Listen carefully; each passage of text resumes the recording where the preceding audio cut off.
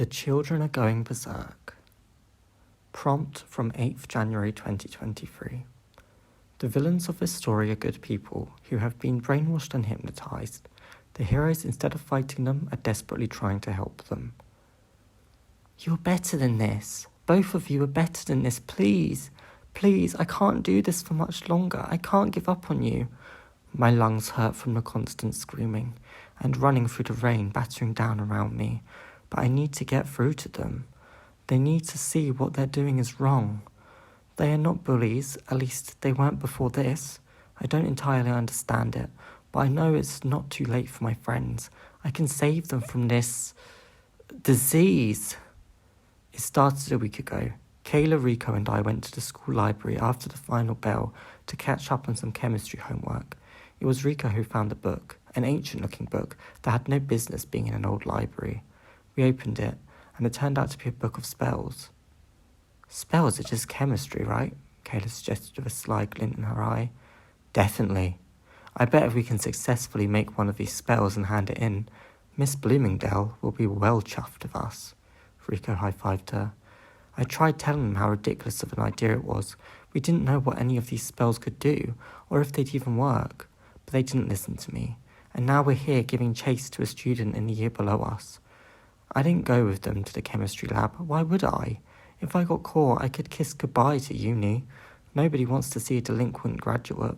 From what I could work out, the two of them broke into Miss Bloomingdale's chemical cabinet and found substitutes for the ingredients listed in the spell.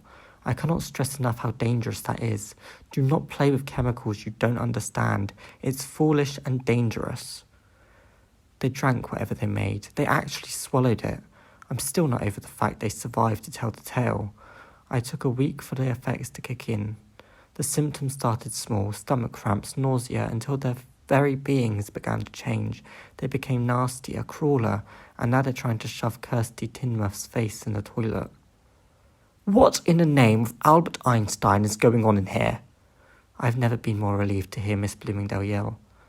Tara, you'd better start explaining yourself. Miss, it's not their fault, really, it's not. They drank some potion they found in this book we found sitting on a table in the library and made it using your chemicals. They're not bullies, you know that. Mrs. Face drained of all colour. Children, what have you done, you silly, silly children? Our teacher rummages through her handbag looking for something specific. As Kirsty cries out for help, Miss finds a small vial and grabs Rico by their hair, forcing their head back. Their eyes are harrowing and bloodshot. Miss pours the vial into their eyes and lets them go. They run into the next cubicle and throw up.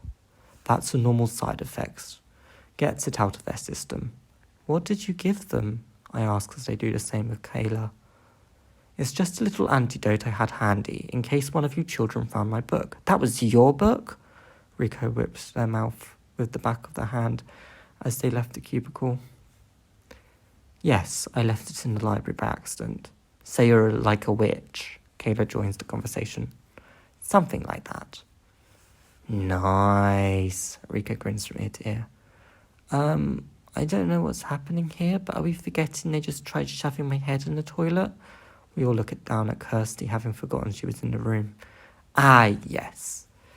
Tara is right. You children are not bad people, but I'd hardly say stealing from the chemical cupboard and turning yourselves into berserkers is very wise, would you? Berserkers? Like the Vikings? Rico asks. Like many cultures, but yes, the ones you were in the process of becoming were ones just like the Vikings. I'm sure Odin was having a riot watching you both go into a frenzy. Anyway, as I was saying, detention, all of you. What? We all yell together. Apart from you, Kirsty, you may go. But miss, what did I do? I ask. Tara, you might not have been foolish enough to take the poison yourself, but you did hardly anything to stop it. You should have come to me right away. She's right, of course. I should have.